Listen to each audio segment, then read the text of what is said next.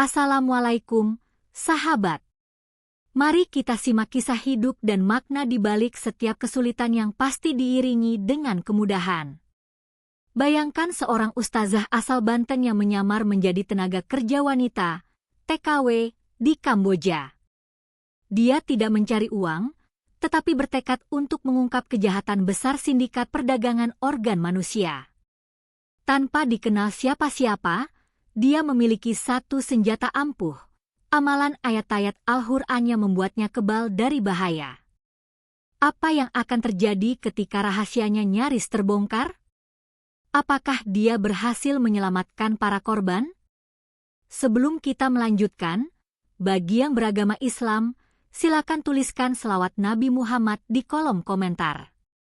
Semoga kita semua mendapatkan syafaat di akhirat kelak. Amin. Semoga yang telah like dan subscribe ke channel ini senantiasa diberikan kesehatan, dilapangkan rezekinya, dan dilunaskan segala hutangnya. Amin. Malam itu, langit tampak murung dan hujan gerimis turun pelan, membasahi aspal dan genting-genting kumuh di lorong belakang kawasan tol. Seorang perempuan paruh baya melangkah hati-hati, mengenakan kerudung coklat gelap dan baju lusuh.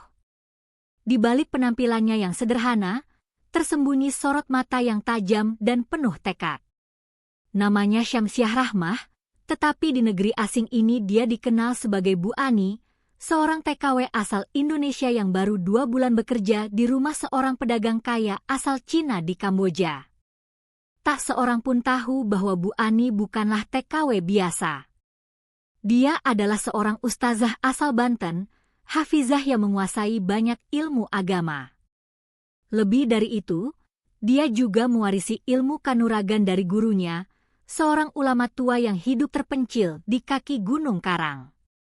Ilmu itu diperolehnya bukan dari dunia gaib, melainkan melalui amalan ayat-ayat suci yang diamalkannya dengan istiqamah selama bertahun-tahun, Al-Ikhlas 3 kali, Al-Falaq 3 kali, An-Nas 3 kali, dan ayat kursi 3 kali, dibaca sebelum subuh, sesudah maghrib, dan setiap hendak tidur.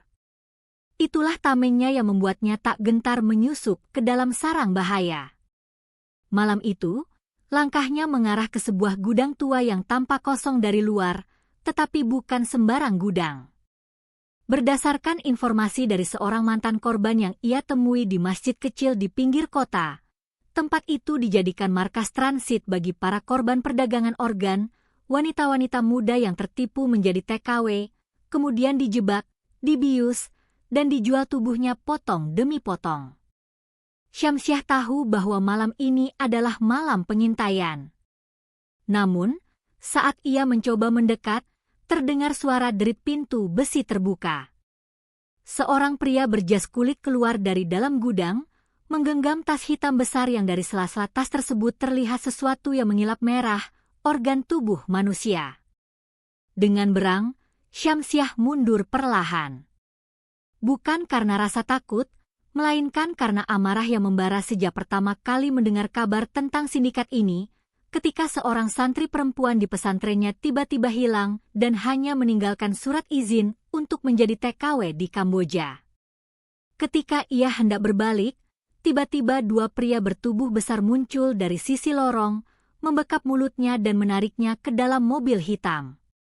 Syamsiah berusaha melawan, tetapi tubuhnya yang kecil tak mampu menandingi kekuatan 2 pria tersebut. Akhirnya dapat satu lagi, kata salah satu pria itu dalam bahasa Khmer, diiringi tawa dingin. Di dalam mobil, Syamsiah hanya bisa terdiam, tetapi hatinya tak kosong. Ia mulai merapal dalam hati, Qul huwallahu ahad, Allahu somad, lam yalid walam yulad. Matanya terpejam, namun dalam kegelapan, cahaya mulai bersinar. Ketika mobil berbelok tajam menuju pinggiran kota, tubuh Syamsiah seolah diselimuti oleh hawa panas yang tak terlihat. Salah satu pria di dalam mobil. Di dalam mobil, Syamsiah merasa seolah tangannya terbakar ketika menyentuh bahunya. Ia mengeluarkan jeritan, "Ark, tanganku, dia bukan orang biasa." mobil itu tiba-tiba berhenti mendadak. Di tengah kegaduhan, Syamsiah membuka matanya, tatapannya tajam seolah menusuk. Dengan sebuah gerakan cepat, ia menyentakkan tangannya dan menubruk pintu mobil. Pintu itu terbuka paksa, dan dengan lincah, ia meloncat keluar, terguling di jalan basah sebelum berdiri tegak. Meskipun lututnya berdarah, ia tersenyum tipis. Di tangannya tergenggam tasbih kayu hitam yang selalu ia bawa sejak meninggalkan Indonesia. Para pria itu mengejarnya, tetapi seakan tubuh mereka tak mampu mendekat. Setiap langkah mereka terhambat oleh angin tebal yang berhembus, sementara suara angin bersiut di telinga mereka. Padahal, malam itu seharusnya sunyi. Syamsiah berbalik menatap mereka dan dengan percaya diri mengucapkan dalam bahasa Arab, Yukalifulahu nafsan wusaha wahwal aliul azim. Tiba-tiba, lampu-lampu jalan di sekitar mereka padam seketika. Para pria itu menjerit ketakutan dan melarikan diri. Syamsiah menarik napas dalam-dalam. Tangannya bergetar, bukan karena ketakutan, tetapi karena menahan amarah yang lama terpendam. Ia merasa sudah tercium, dan misi ini belum dimulai. Namun, ini adalah titik awal dari perjalanan yang penuh ketegangan, awal dari pertarungan antara cahaya dan kegelapan. Keesokan harinya, Syamsiah kembali ke rumah majikannya, menyapu lantai seperti biasa. Namun, di balik senyumnya, ia menyadari bahwa malam itu adalah peringatan. Sejak saat itu, sindikat gelap itu mulai memburunya. Udara pagi di Phnom Penh menggigit kulit, tetapi di dalam rumah besar bercat putih milik keluarga Tan tempat Bu Ani bekerja, kehangatan justru terasa menyengat, bukan karena suhu, melainkan rahasia yang perlahan terkuak. Sudah sebulan Syamsiah Rahmah tinggal di rumah itu, menyamar sebagai pembantu rumah tangga, memasak, menyapu, dan membereskan tempat tidur anak-anak majikannya. Namun, setiap malam ia menyusup keluar dengan diam-diam, menjelajahi lorong gelap kota dan mencatat nama-nama yang berbisik di antara pelacur dan gelandangan. Ia bukan hanya menunggu kesempatan, tapi juga menyusun rencana serangannya. Pada pagi itu, ia mendapatkan petunjuk penting. Bu Ani, bisa bantu ambilkan koper saya di belakang? Tanya Nyonya Tan dari ruang tamu sambil menyeruput teh hijau. Syamsiah mengangguk, lalu melangkah ke gudang kecil di sisi dapur. Namun, saat membuka pintu, ia tertegun. Bukan koper yang mengejutkannya, tetapi kardus besar yang sedikit terbuka, memperlihatkan sesuatu yang mengerikan, sebuah baju putih penuh noda darah dan potongan rambut perempuan yang tampak dicabut paksa. Hati Syamsiah berteriak, tetapi wajahnya tetap tenang. Ia menutup kembali kardus itu perlahan dan mengambil koper seperti biasa. Namun dalam hati, satu hal telah ia yakini, keluarga ini terlibat. Malam harinya, ia kembali menyusup keluar, tetapi kali ini tidak sendiri. Ia bertemu dengan seorang pria tua berkaus kaca tebal dan baju batik usang. Namanya Pak Amir, mantan jurnalis investigasi asal Malaysia yang kini tinggal di Phnom Penh setelah hampir dibunuh karena mengungkap kasus serupa setahun lalu. Kau gila masuk rumah Tan itu, kata Pak Amir dengan suara pelan. Aku tahu, tetapi aku akan lebih gila lagi jika membiarkan adik-adik perempuanku di kampung terus dikirim ke sini dan menjadi korban. Aku harus masuk hingga ke jantung sindikat ini, jawab Syamsiah dengan tenang. Pak Amir menarik napas panjang dan menyerahkan sebuah map coklat. Ini daftar lokasi-lokasi tempat transit korban yang kami menduga ada satu lokasi yang menurut informasi terbaru baru saja menerima pengiriman 2 gadis dari Kalimantan. Syamsiah membuka peta itu, dan matanya langsung tertuju pada satu nama, Panti Putri Mekarsari, sebuah panti asuhan.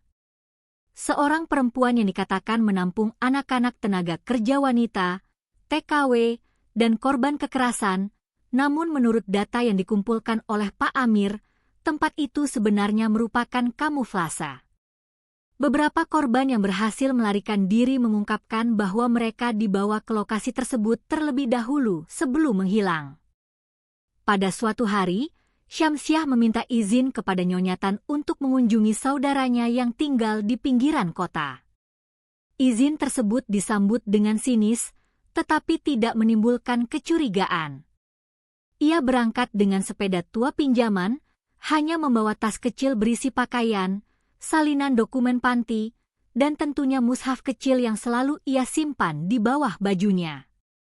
Di halaman mushaf itu tersimpan selembar kertas yang bertuliskan zikir pelindung dari gurunya. Jika kau dikhianati dunia, jangan balas dengan marah, balas dengan ayatnya. Panti Putri Mekarsari berdiri megah di tengah pemukiman yang padat.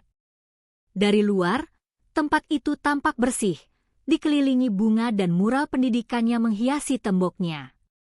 Namun, ketika Syamsiah memasuki panti dan memperkenalkan diri sebagai relawan TKW dari Indonesia yang ingin membantu mengajar ngaji, ia merasakan aura aneh menyelimuti suasana.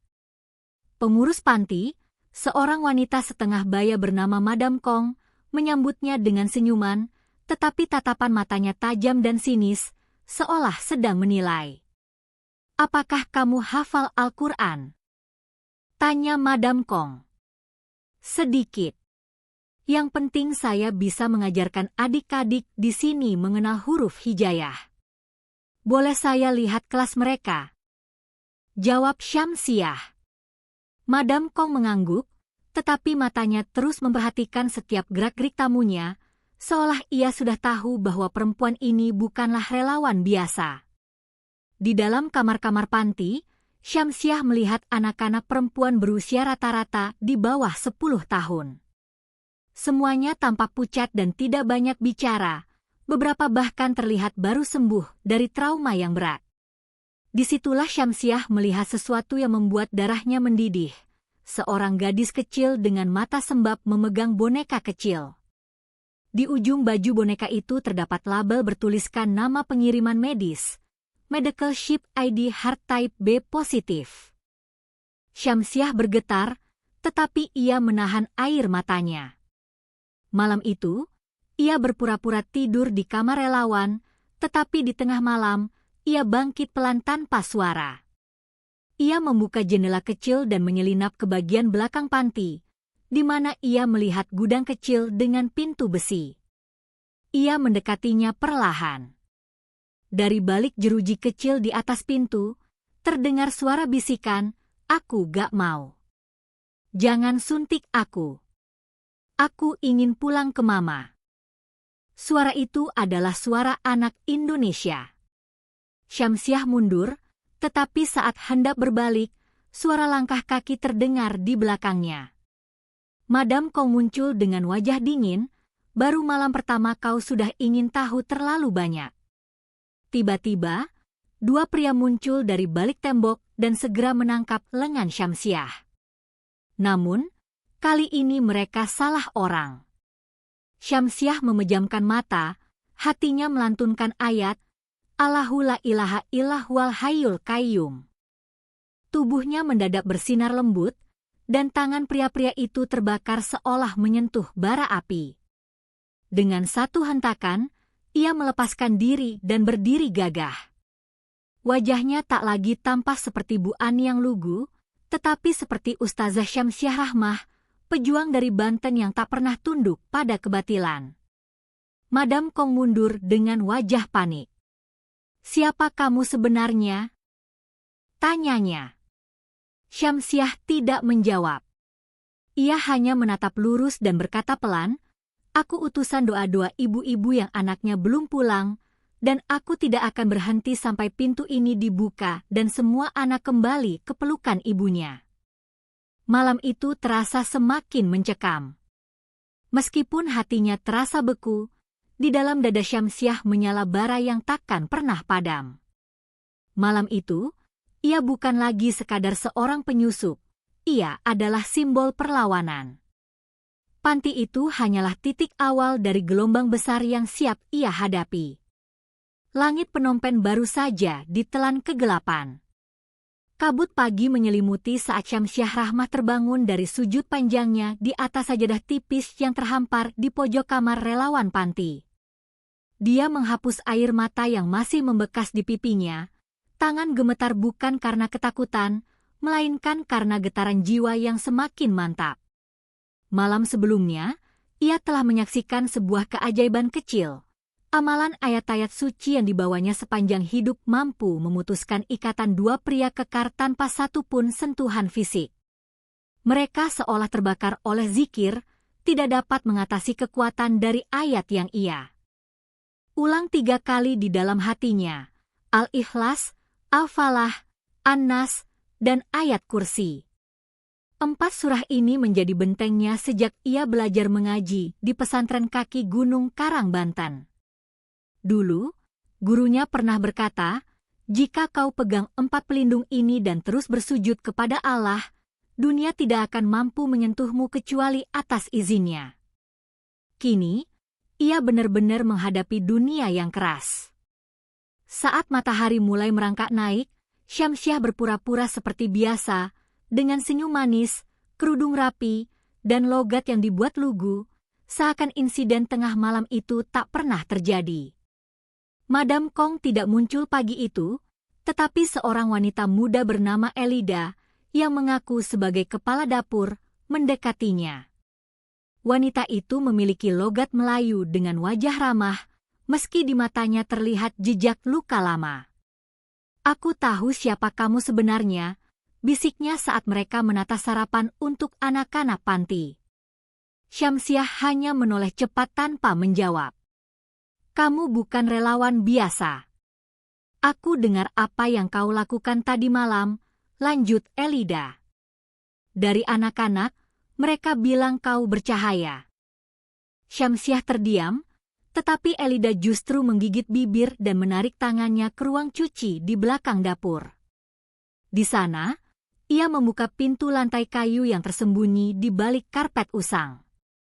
Ini jalan ke bawah, penjara anak-anak, ucapnya lirih.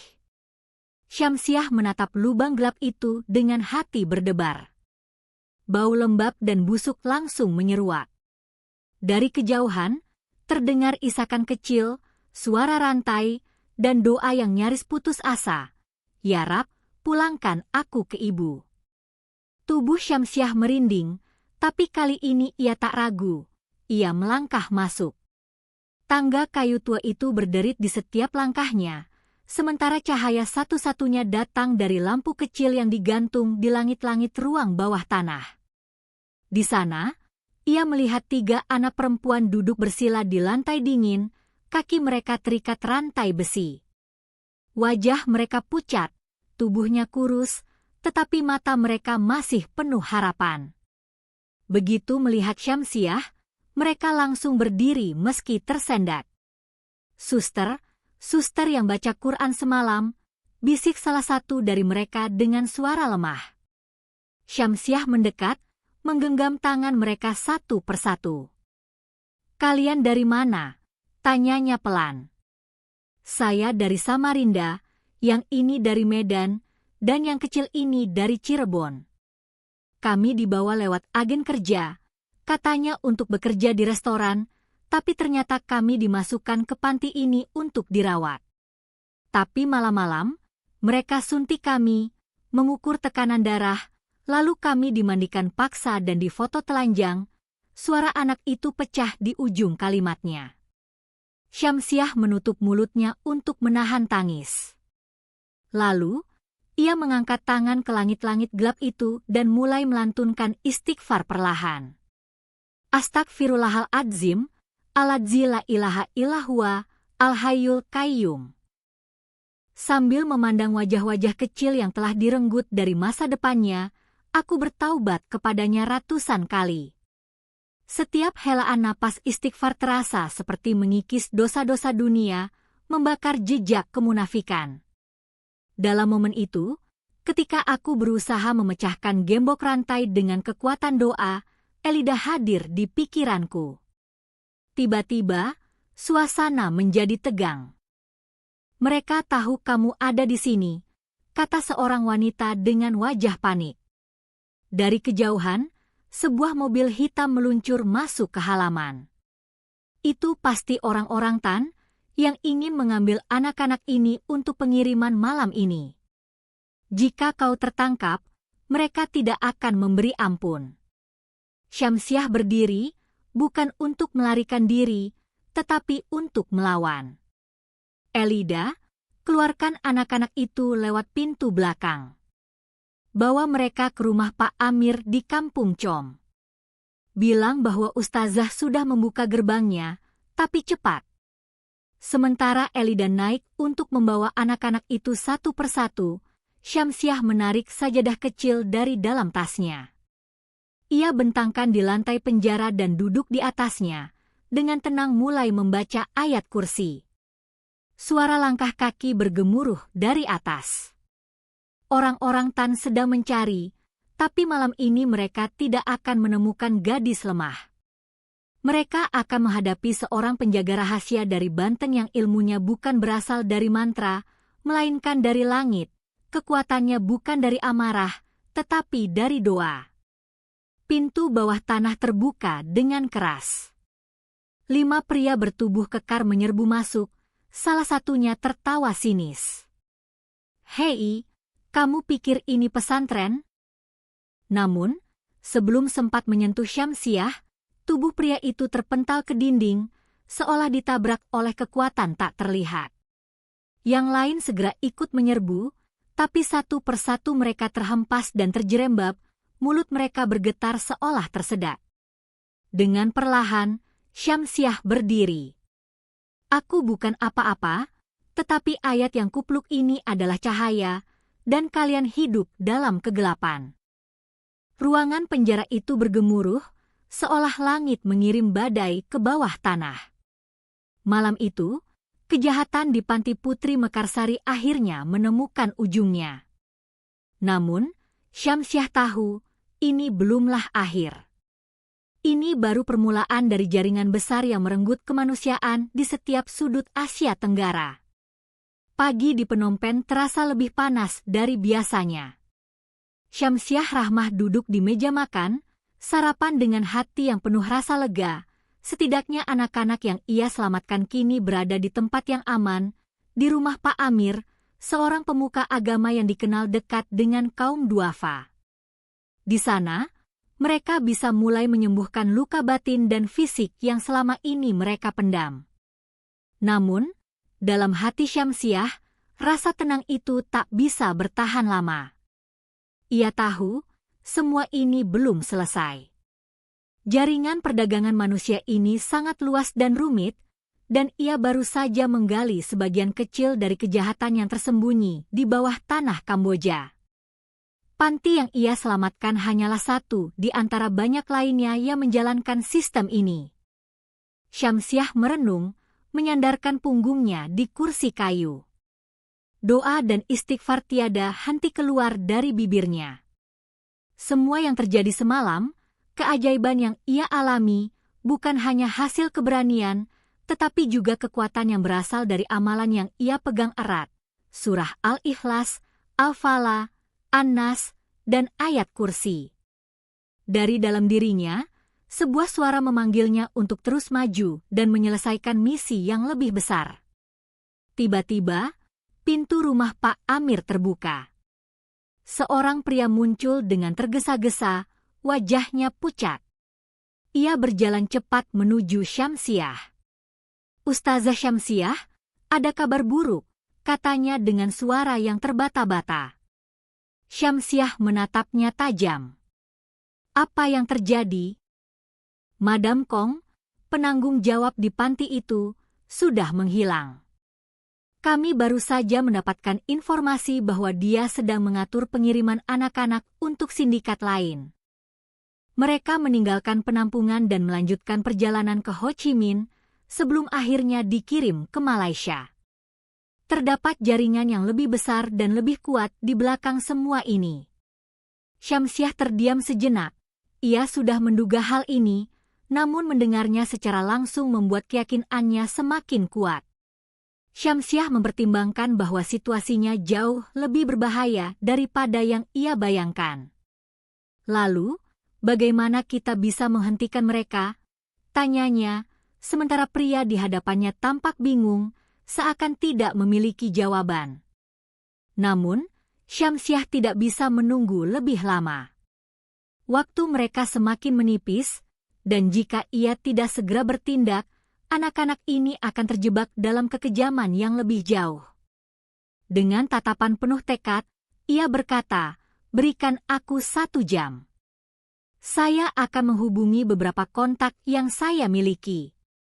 Tapi kita harus bergerak cepat.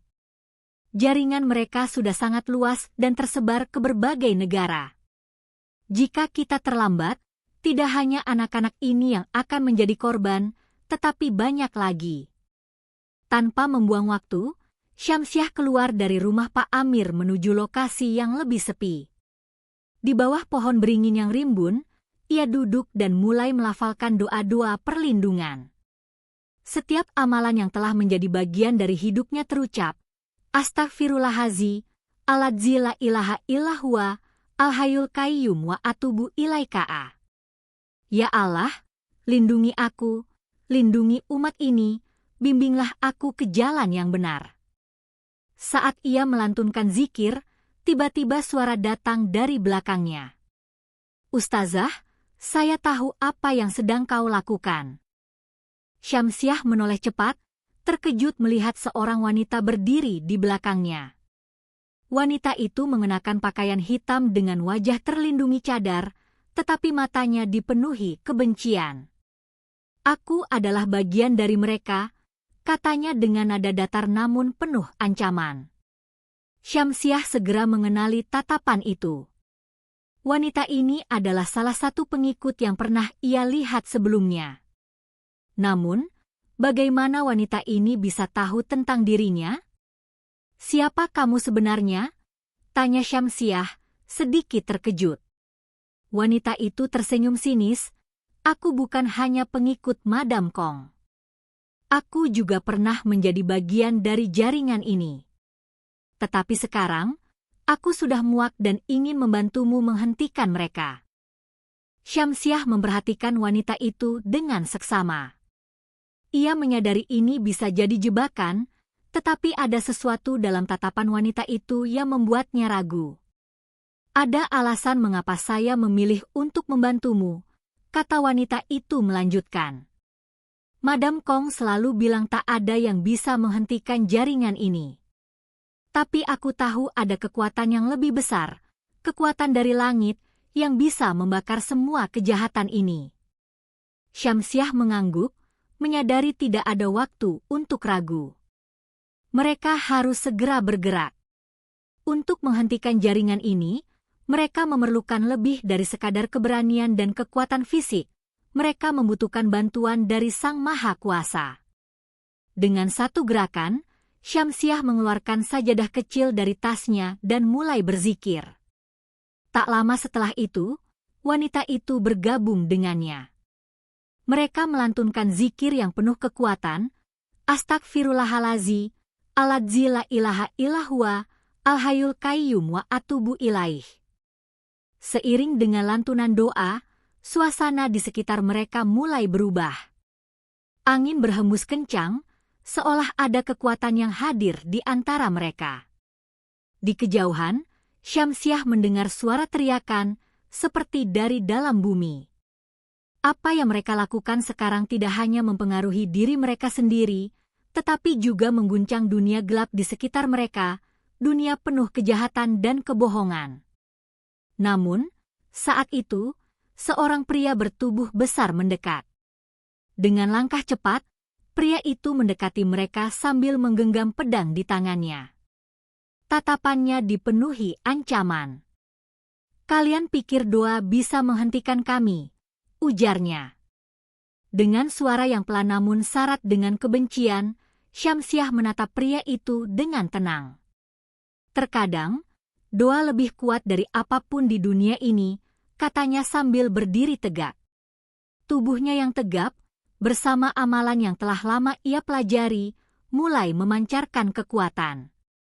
Doa, amalan, dan kekuatan Allah perlahan membungkam segala bentuk kejahatan yang ada. Namun, ini baru permulaan, masih banyak tantangan yang harus dihadapi, dan Syamsiah sadar bahwa perang ini baru saja dimulai. Malam kembali menyelimuti Phnom Penh dengan langit yang gelap tanpa bintang. Dari luar, kota itu tampak tenang, tetapi di balik jantungnya, sebuah badai sedang bergelayut, siap meledak kapan saja. Syamsiah duduk bersimpuh di lantai kayu rumah Pak Amir, dengan peta Kamboja terbentang lebar di depannya, penuh dengan garis dan titik merah. Garis-garis itu menandakan jalur-jalur gelap, panti ilegal, rumah transit, dan pelabuhan bayangan tempat anak-anak dikeluarkan secara diam-diam. Di dekat jendela, seorang wanita bercadar bernama Nisa berdiri, sesekali melirik keluar dengan gelisah. Ia adalah kunci yang pernah menjadi kaki tangan Madam Kong, tetapi kini telah berpaling dari jalannya. Namun, apakah dia benar-benar bisa dipercaya? Syamsiah menarik napas panjang. Suasana di dalam rumah terasa sesak, seolah ada sesuatu yang tidak terlihat mengintai dari kejauhan. Ia kembali pada amalan yang selalu menjadi senjatanya, Bismillahirrahmanirrahim, Qul huwallahu ahad. Ia membacakan surah Al-Ikhlas, Al-Falah, An-Nas dan ayat kursi masing-masing 3 kali. Tubuhnya mulai diliputi ketenangan, layaknya sebuah tameng tak kasat mata. Tak lama kemudian, pintu diketuk dengan keras. Pak Amir membuka pintu, dan seorang pria berpakaian resmi masuk. Ia memperkenalkan diri sebagai Letnan Soha, perwira polisi Kamboja yang tergabung dalam tim rahasia untuk memberantas perdagangan manusia. Kami mendengar laporan tentang Madam Kong. Namun sayangnya, perempuan itu sudah lama menjadi bayangan yang tak bisa disentuh.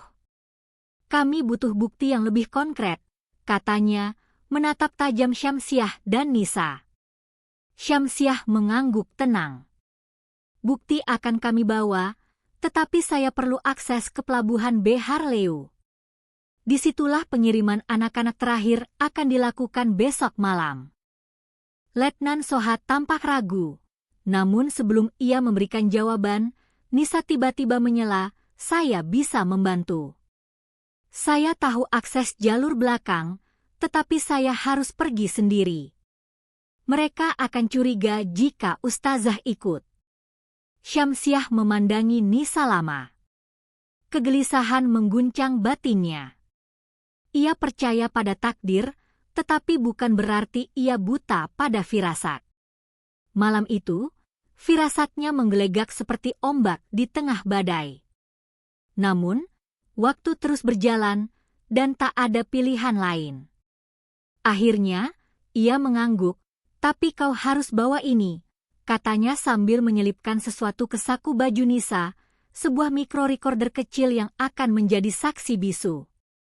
Nisa pergi malam itu juga, dan seiring langkahnya menghilang di antara lorong-lorong gelap, hati Syamsiah kembali dipenuhi zikir. Beberapa jam kemudian, Syamsiah terbangun dari sujud malamnya. Doa panjangnya belum selesai ketika pintu kembali diketuk. Kali ini, suara ketukannya lembut.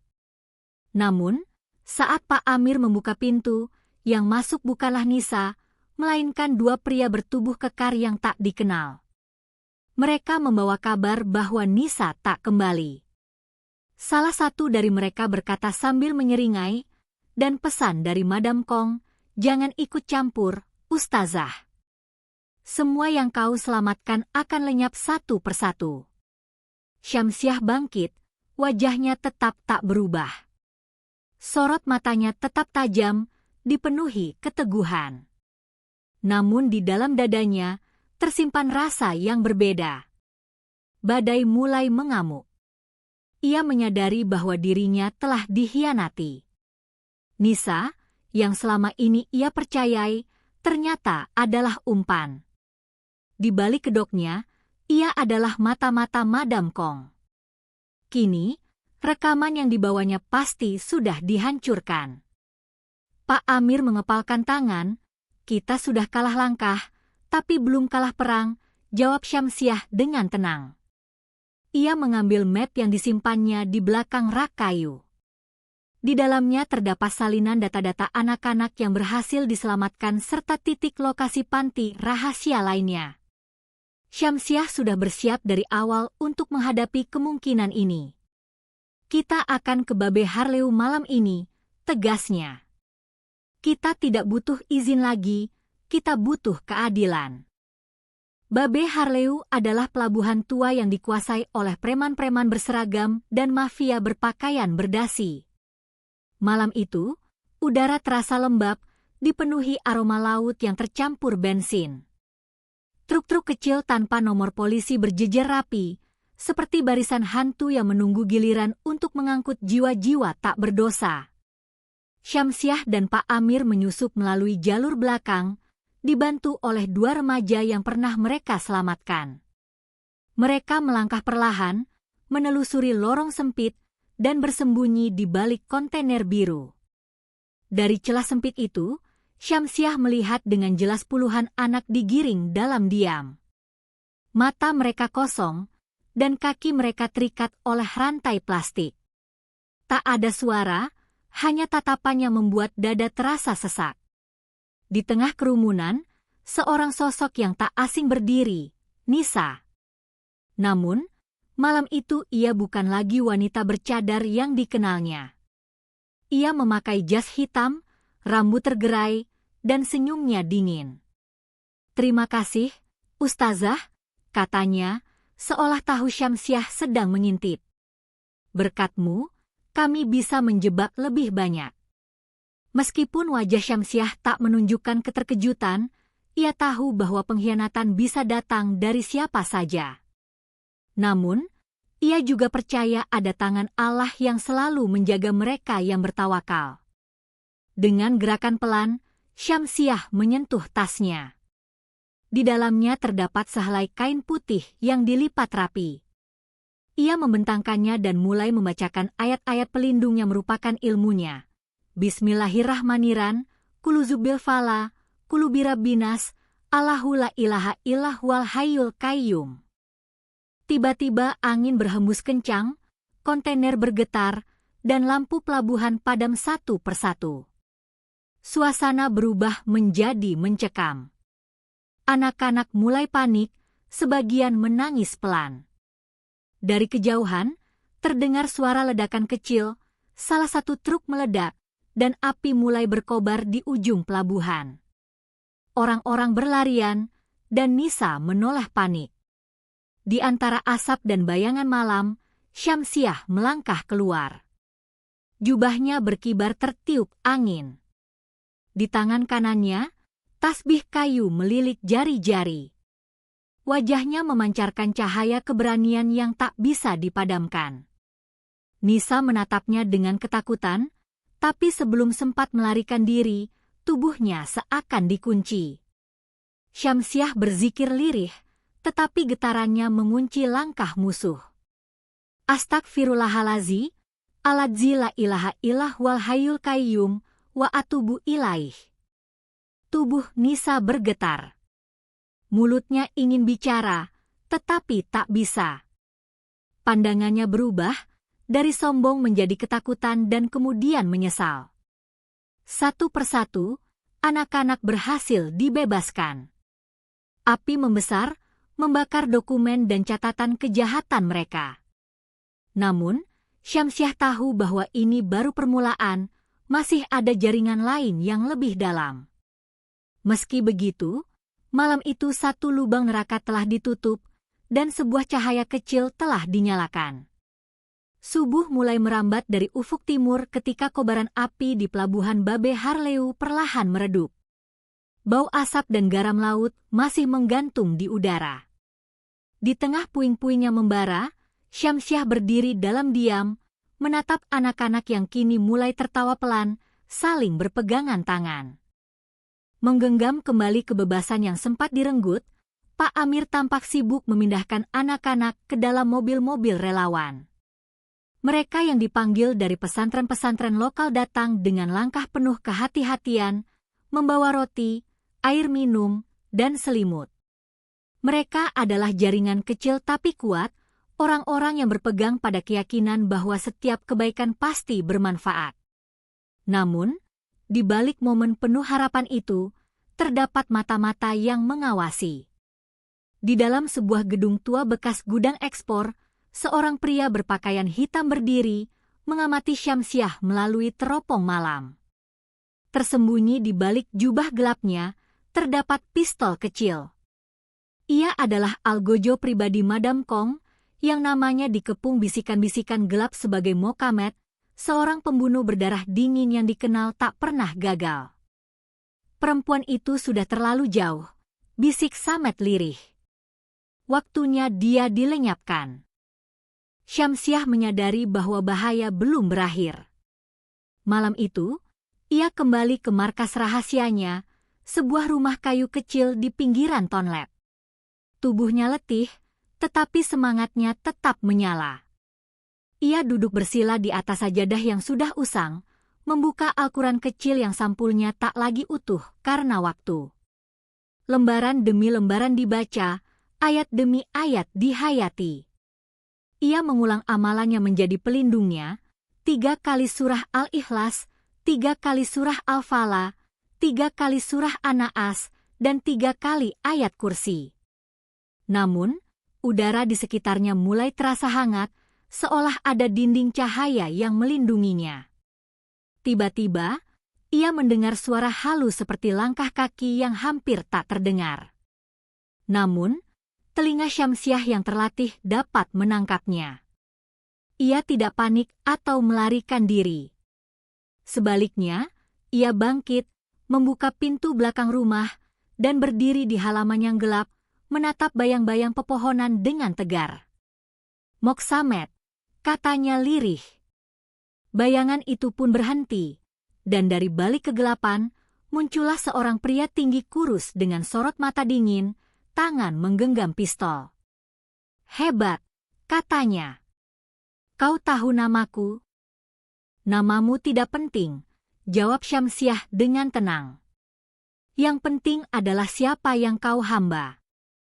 Samet pun tersenyum sinis.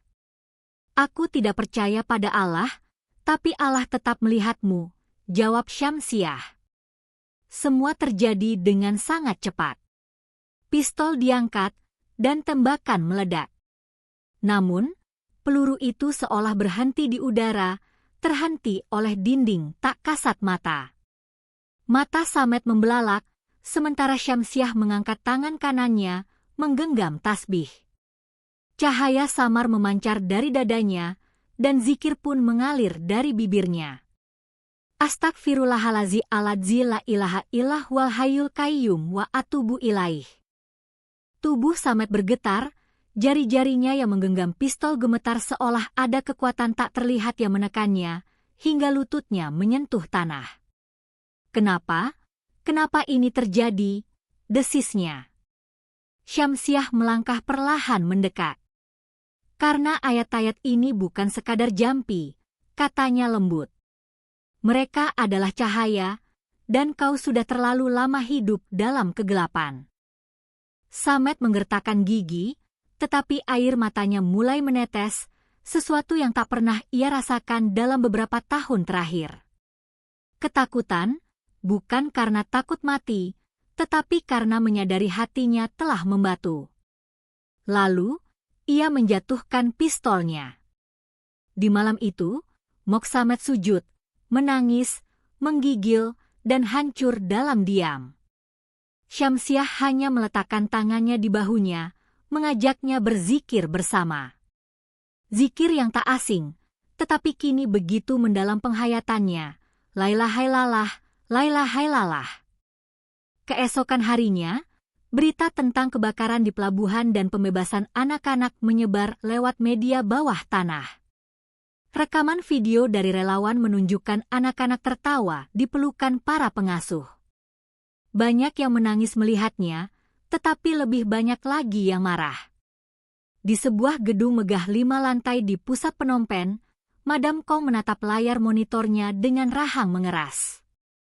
Ia menatap wajah Syamsiah yang tertangkap kamera dari kejauhan. "Kau sudah mengganggu cukup lama," ujarnya sambil menyalakan cerutunya. "Kali ini, aku akan bermain sendiri." Di sisi lain, Samet kini diam-diam tinggal di rumah Pak Amir, membantu sebagai sopir bagi para relawan. Ia tidak banyak berbicara, tetapi setiap subuh, ia selalu duduk di belakang Syamsiah, ikut sujud dan menangis. Transformasi yang terjadi pada Samet sangat mengejutkan semua orang, termasuk Syamsiah sendiri. Namun, ia menyadari bahwa ini bukan hanya tentang dirinya. Ini adalah tentang kekuatan Al-Quran yang mampu menembus dinding paling keras sekalipun. Tetapi, ancaman baru mulai membayangi. Beberapa hari kemudian, dua orang pria berbadan besar memasuki pasar malam dan membagikan brosur palsu tentang pesantren radikal di Kamboja. Nama Syamsiah disebut dalam tuduhan sebagai penyusup yang memecah belah, bahkan pemimpin sekte. Ketika Syamsiah melewati lorong pasar, beberapa orang mulai mencibir. Ada yang meludahi kakinya dan mencaci dari kejauhan. Bahkan seorang perempuan melempar tomat busuk ke arahnya. Namun, Syamsiah tetap tersenyum.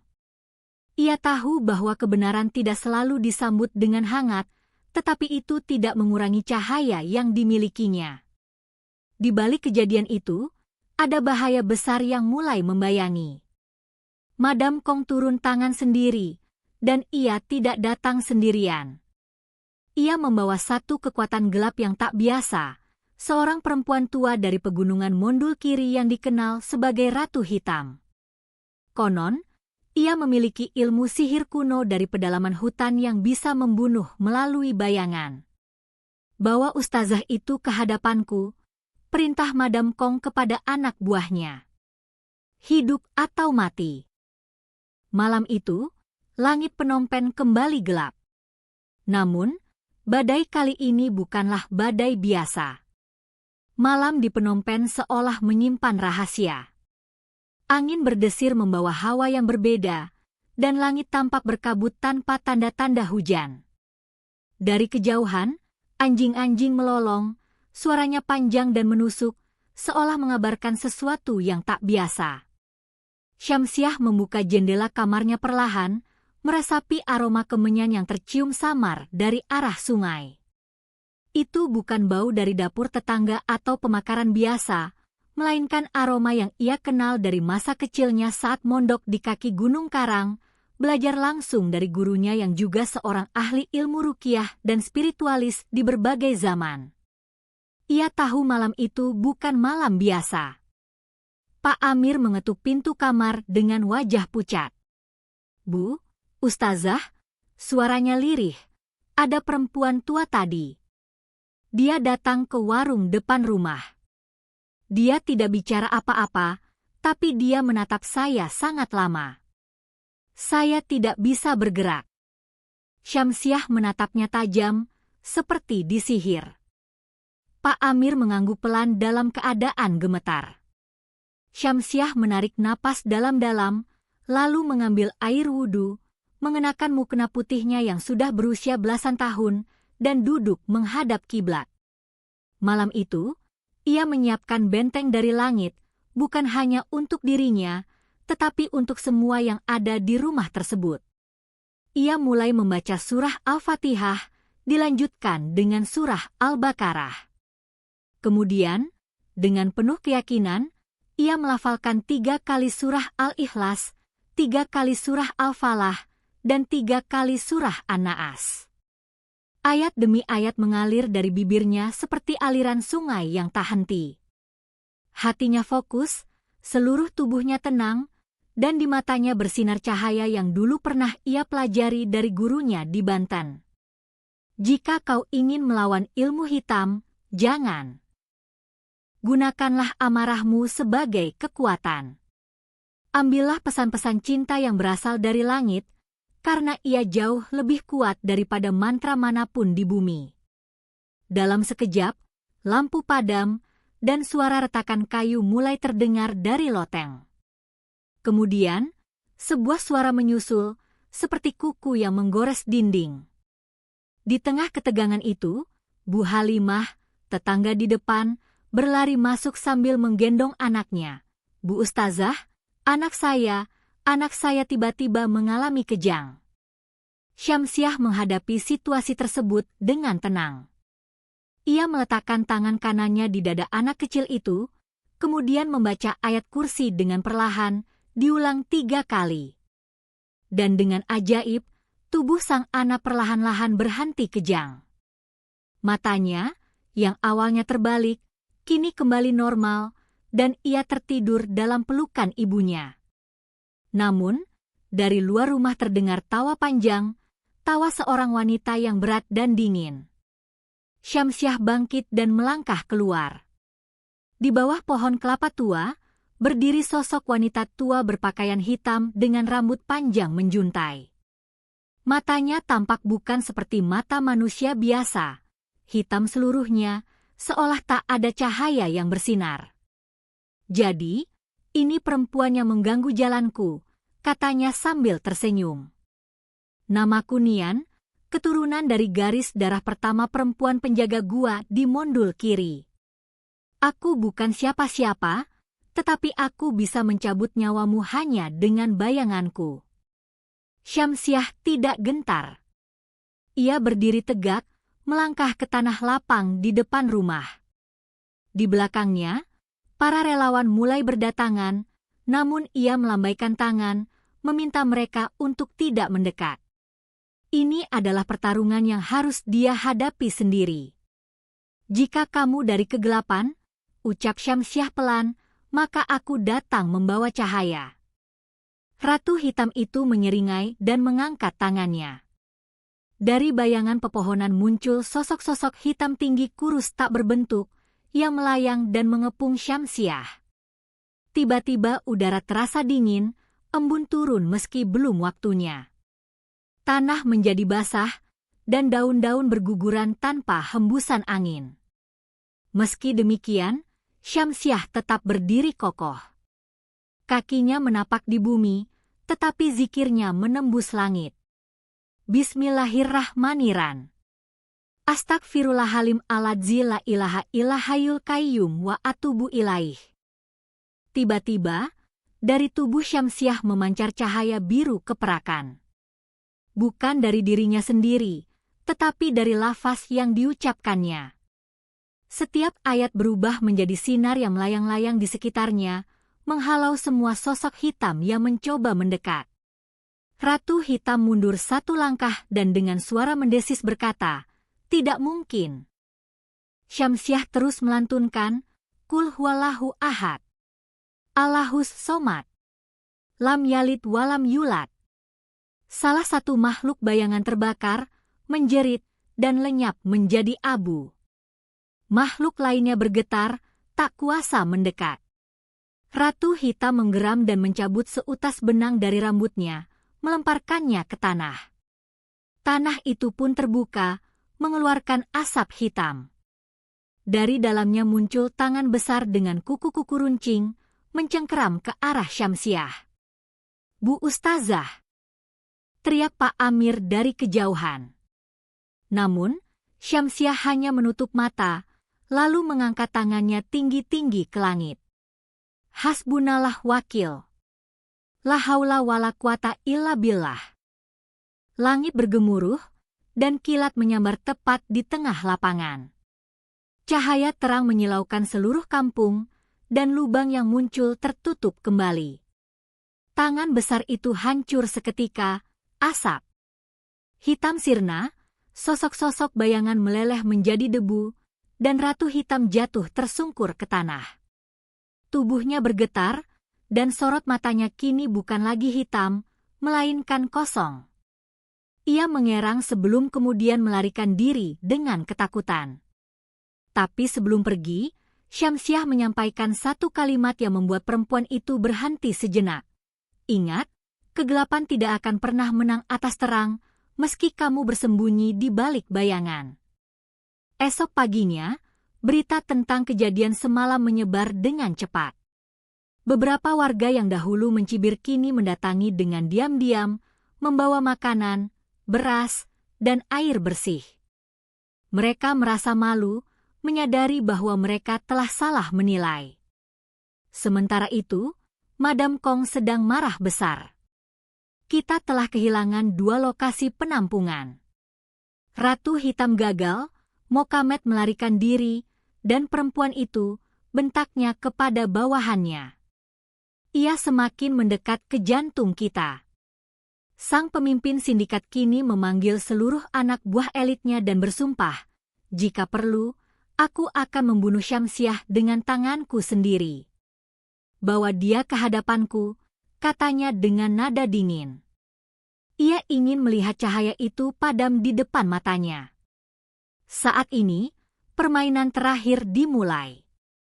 Langit mendung sejak pagi dan angin panas bertiup lembut, membawa aroma debu dan keresahan.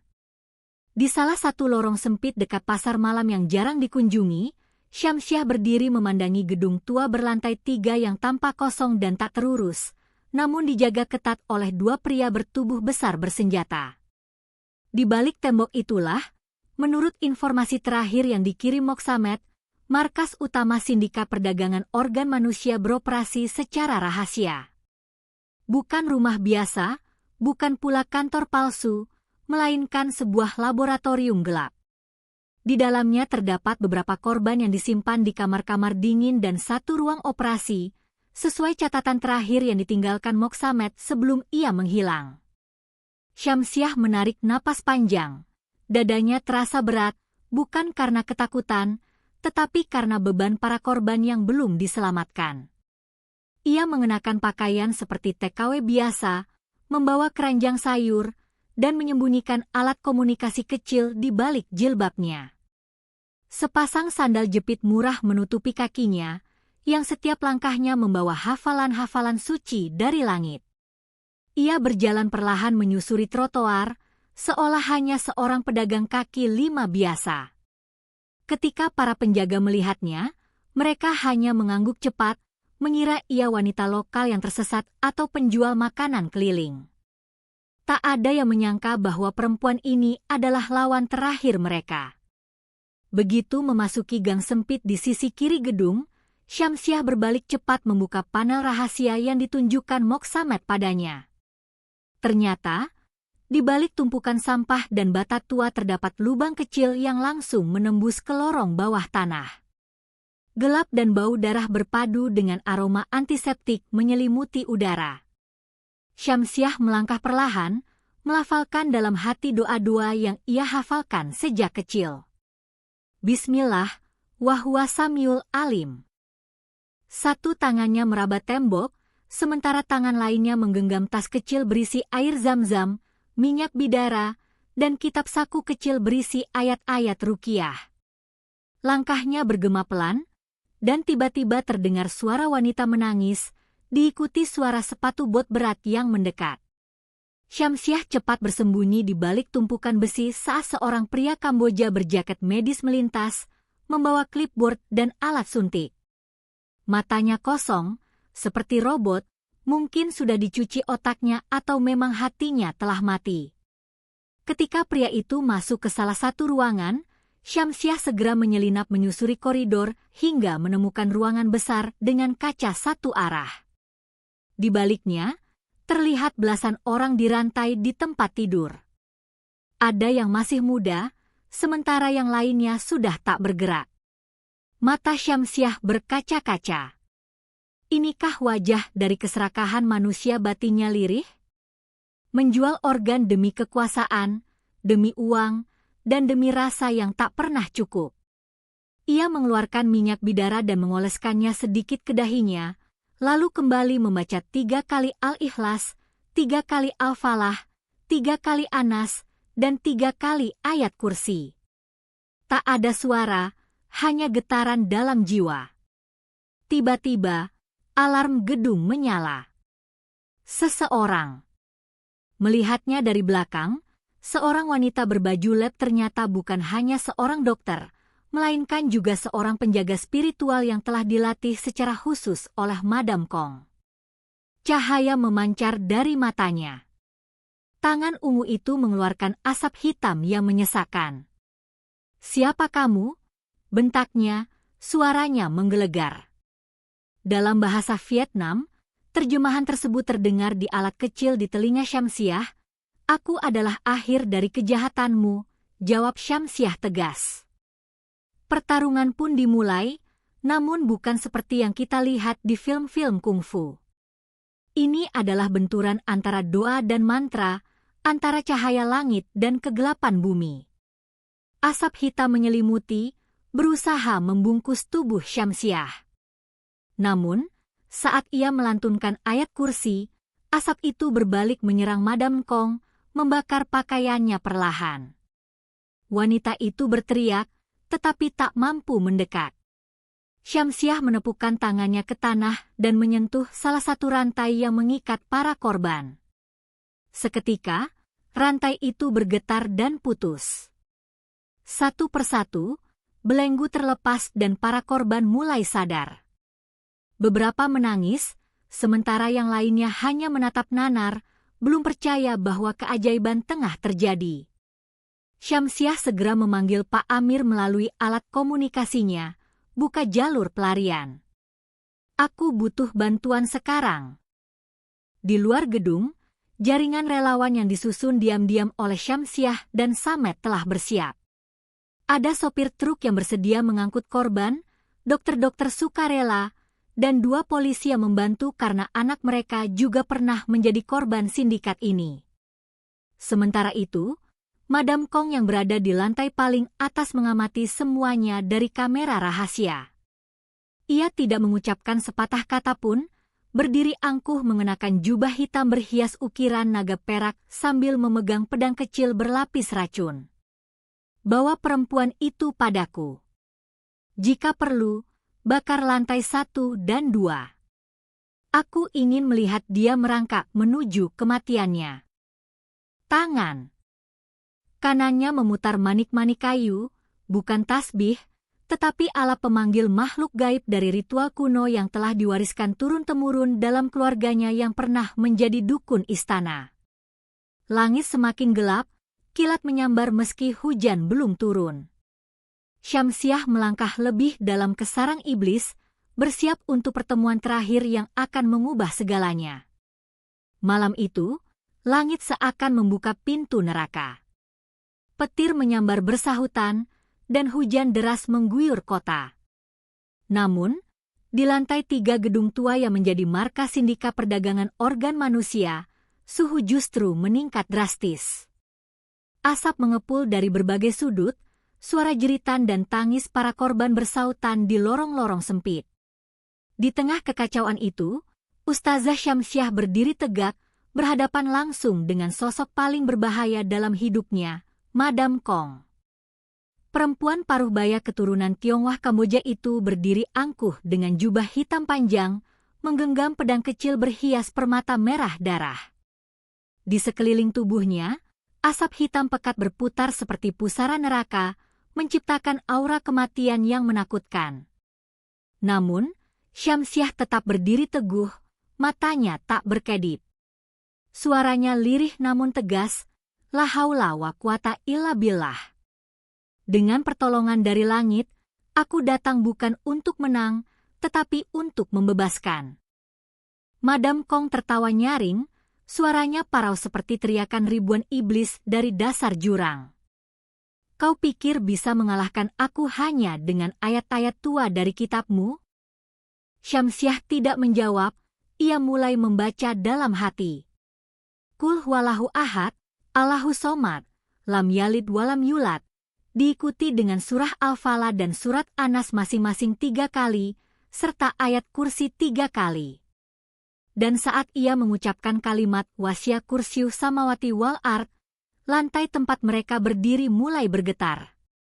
Tiba-tiba, angin bertiup lewat celah-celah tembok, dan asap hitam yang melingkari tubuh Madam Kong mulai bertransformasi.